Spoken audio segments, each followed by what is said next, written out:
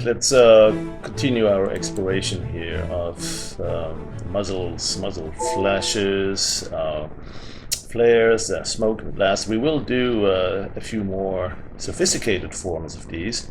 What I wanted to do is recap the very first one I showed in a single static image you may have seen in the slideshow or in a variety of posts.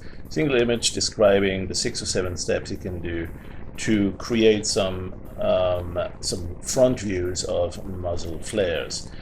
So first thing we'll do is erase to black. Now you can erase to black by taking this X here, and it will erase to the secondary color, which right now is white. So you could switch the two, or you could right click on that erase tool and see some other options such as erase to black, or erase to primary if the primary is the black or whatever dark color you want. So a couple of ways to get to that.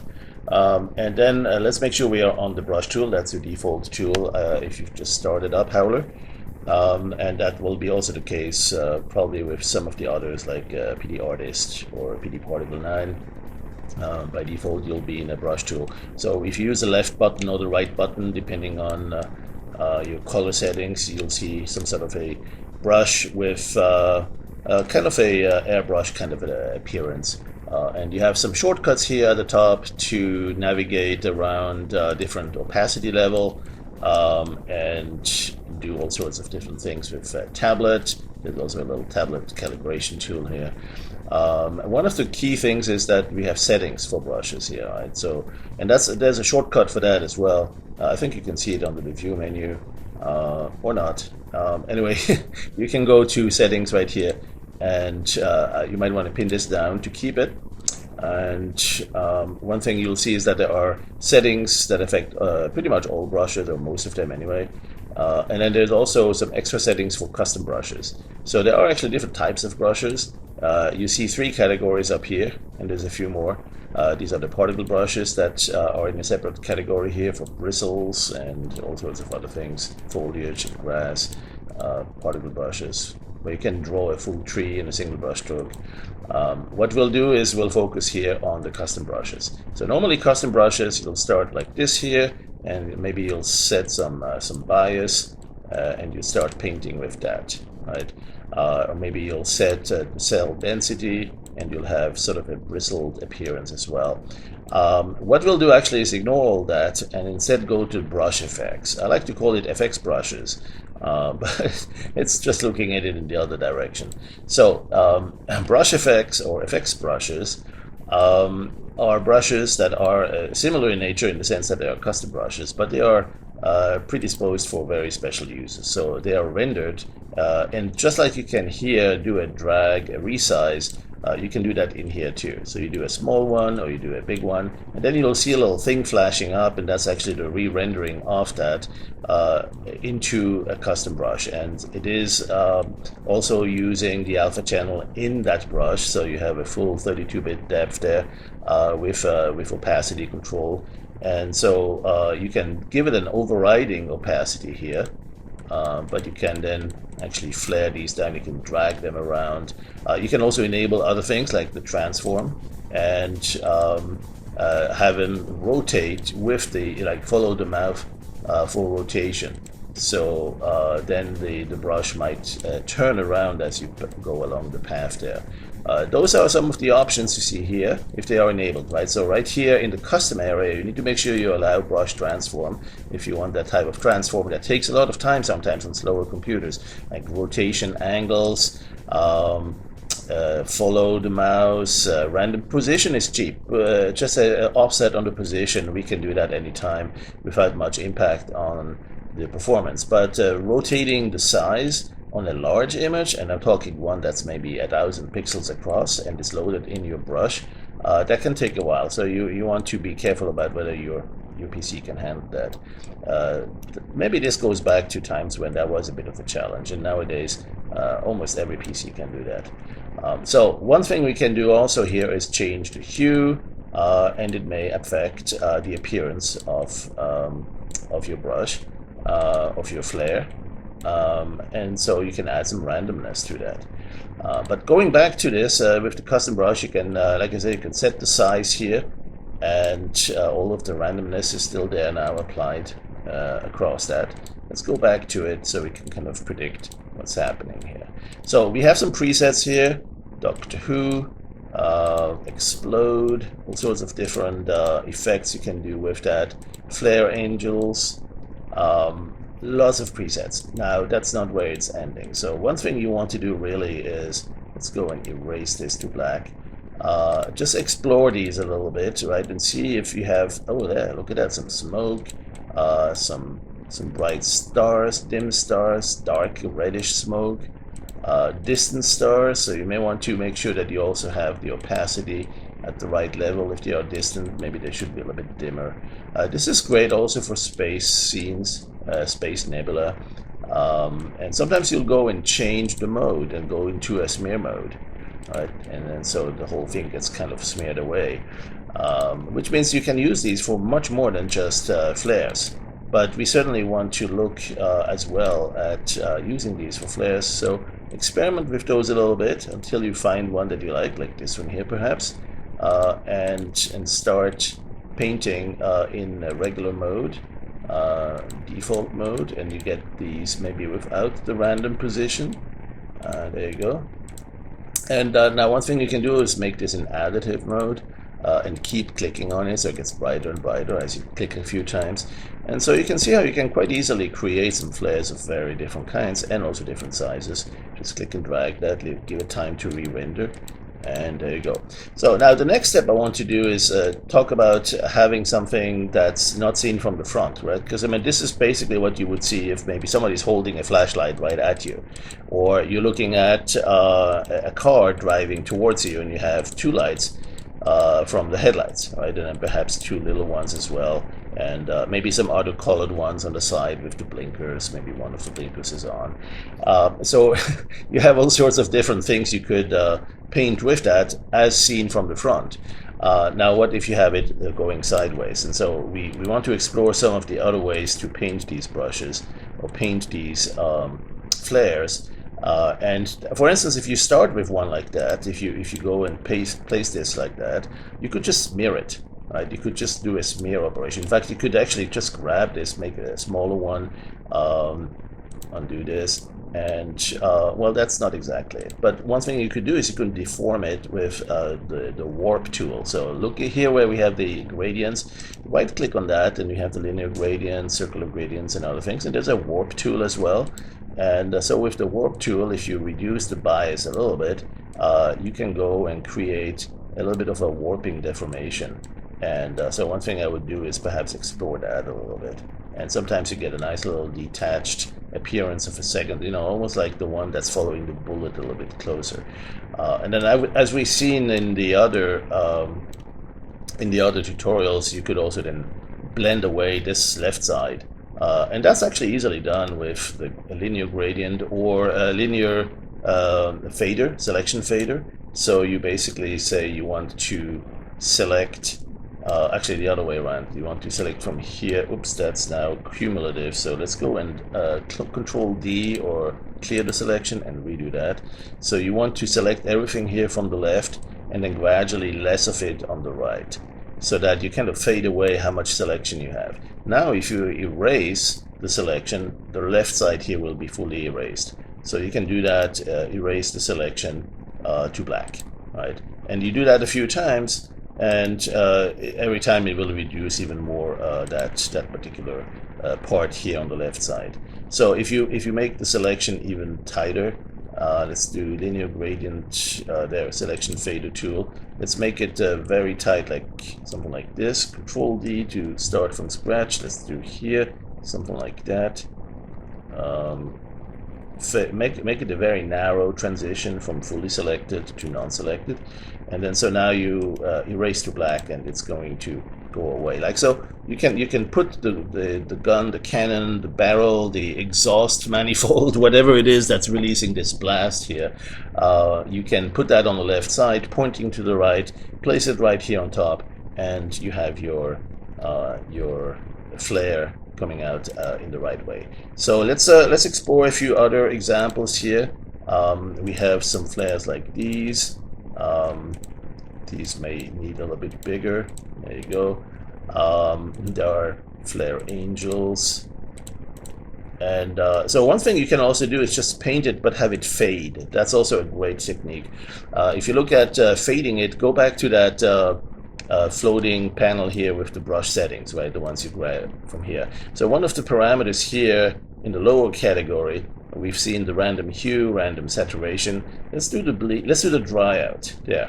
Okay, so the dry out basically says that the ink is drying out as you're painting. Right? Now normally you use that for you know, stuff like that. So as you're painting, you can see you have to go back to your palette where you can load some more oils and paint some more with that.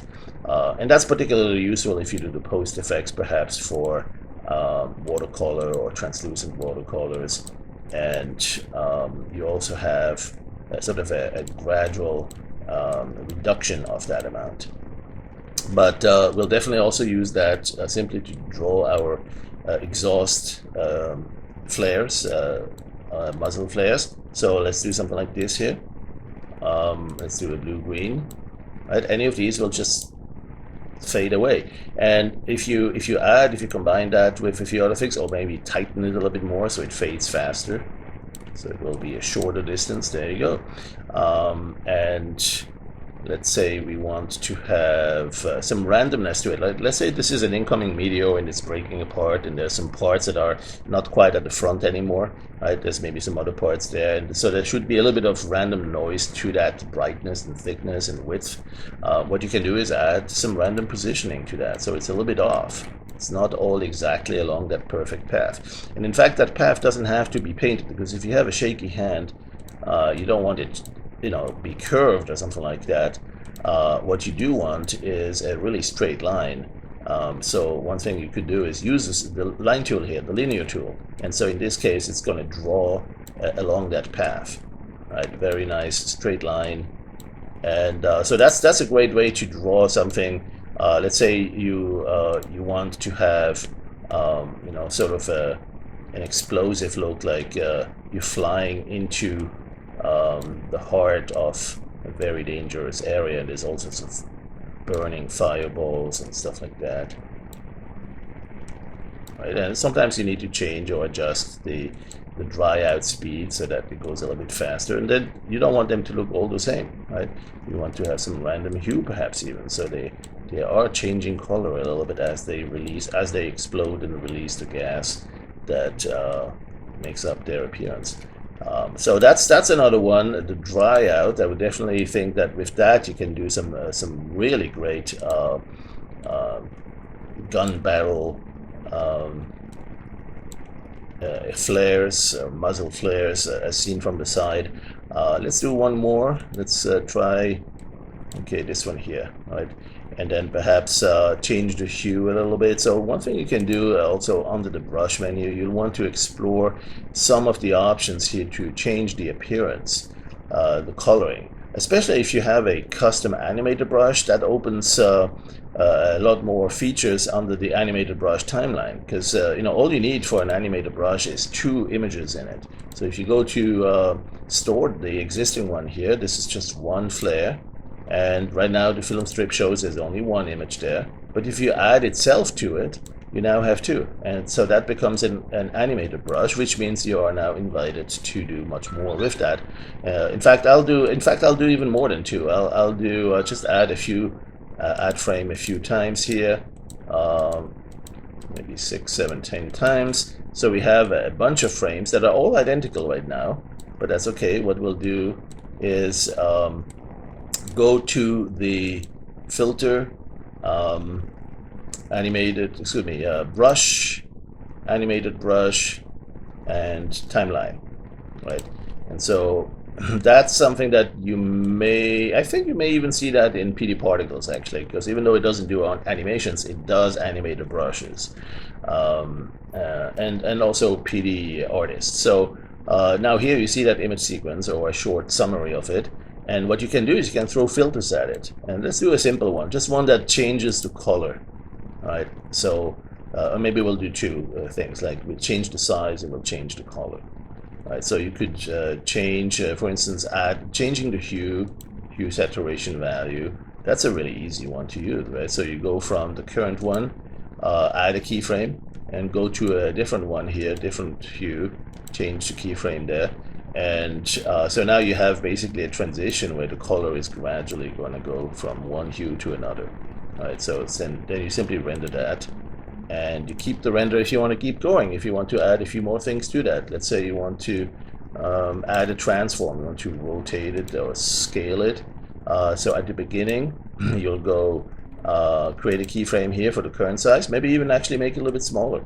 Why not? Let's make it a little bit smaller, and then go to the very last one. We'll make it even bigger than the initial, and why not even rotate a little bit, and then render that. And so now we have a series of transformations applied to this flare sequence, and we'll keep that render, or we'll send it over to use this, either the source or the destination, use it as the current brush. And so now as you're painting, it's still applying that fade out. Right, so let's go and do dry out. Let's go do without it. And so it keeps painting.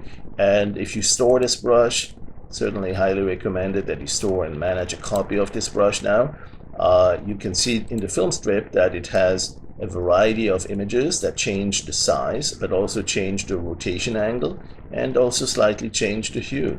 So that's a result of those transforms we did in the animated timeline editor here.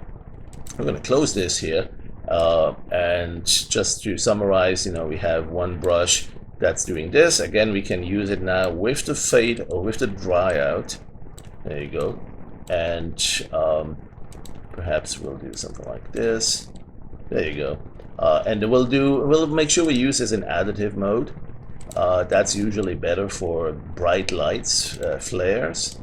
Right, and then we can go again, use the line tool here, or the linear tool, make it a perfect line distribution. Boom. Make sure it's still an additive. Perhaps even switch back to this one, right, and add another one on top. So you can go paint that on top. This one is actually very small, silly me. That's not the stored brush. There, that's the stored brush. Okay, so here is the one. And that may have reset, by the way. When you click here, that resets the brush to brush. So tool to the brush. So you want to go back to the linear tool with it. There you go. So a couple of ways to work with that, and we'll explore some more things, especially adding smoke now. We haven't seen that quite yet. All right, so one thing we also want to do, databases out of date. Okay, well, we'll update that later. One thing we also need to do is smoke here, right? So one tool that I would encourage you to explore is in this tool here, there is a lightning tool, right? And with the lightning tool, there are some quite interesting capabilities here, especially if you adjust the softness. You got to try one or the other. You'll see some lightning there, and it's maybe okay or so by itself, but when you combine it with some other flares and stuff like that, it adds some great drama. And then the softness also. All right, so if you do the softness there, you have a little bit more of a smoky, flary look to that. And then the trick will be perhaps to create an animation. So I'm going to just finish with that. I'm going to go and say something like this. I want to erase this first here. So let's go and use a simple large brush to erase this to black. There you go. Okay, because what I want to do is focus on this one here. Right, so this one here, in fact, I'm going to center it. I'm going to go use the filter tool to transform and do a shift and grab the hand and move it into the center. All I want to do now is a little animation between two images, one that doesn't have all this and one that does. All right, so what I'll do is store this image, and this thing I don't need anymore. This I might still need. Let's keep it around. This I might need too. Okay, so these are two brushes. I have one image here, and I want a version without all the smoke, right? So I'll go undo that in time. There you go. Maybe I want one with these lightning strikes there. So I'm gonna go and erase this part. I'm gonna transform this by the same amount I did the other transform, right? Shift, Still remembers the position as I had here. So if I put in 12 here, it will apply 12 and 92 for the Shift X and Shift Y. So it's centered the same place as this guy was. I can go and store this image now, and so I have two images to choose from, this one or this one. And what I want to do is some sort of an animation from one, or a transition from one to the other. So what I'll do is I'll simply create an animation.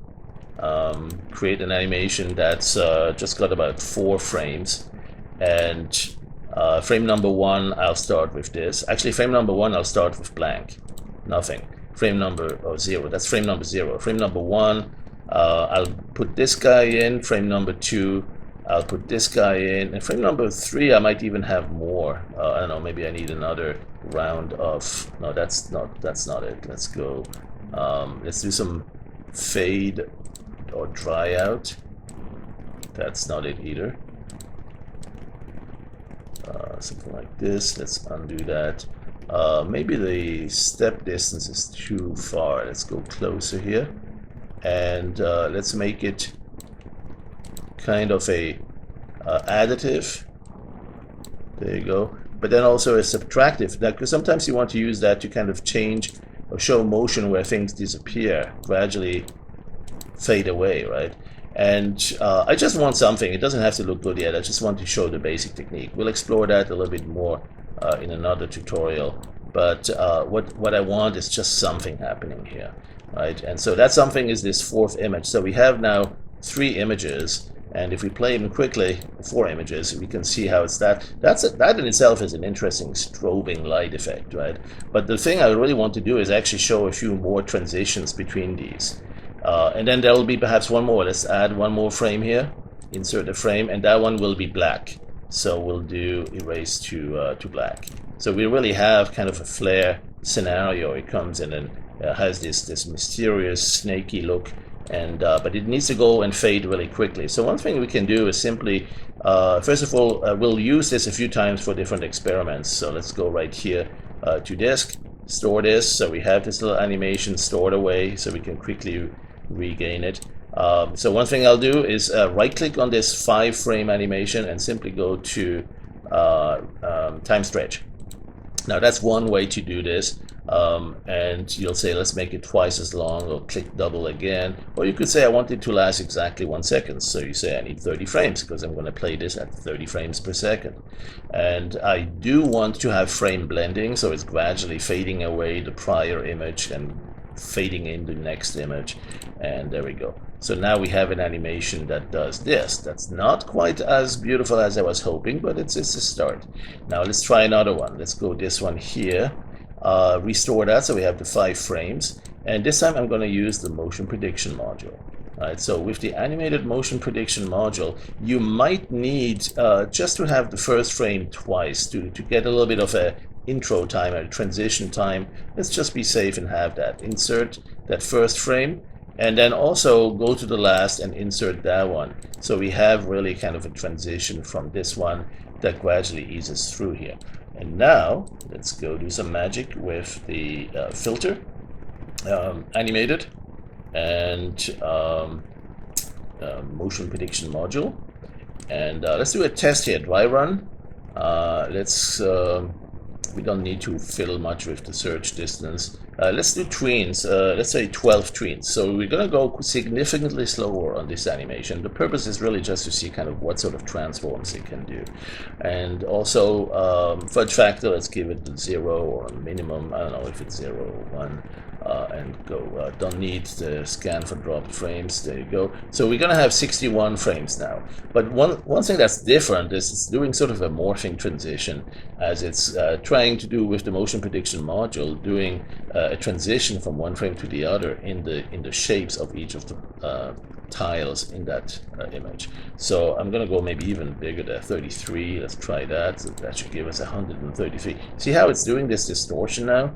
All right, so that's what I'm talking about. So I'm going to go and actually save this one, and then we can play with that even more. So we have some frames we won't need, but we have some frames you definitely will want to keep. All right, so here, let's go close this.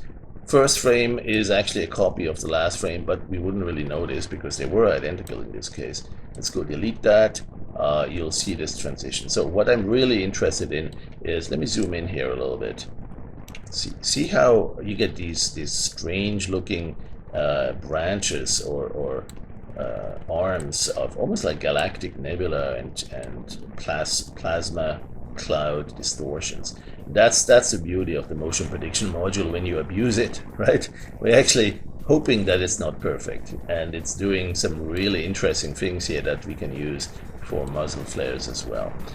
So that's one thing we'll explore a little bit more in the next tutorial. I just wanted to give you a little taste of that, or maybe we'll just do a video with some examples that we were able to put together with that basic technique here. Alright, thanks for watching, and we'll talk to you soon again.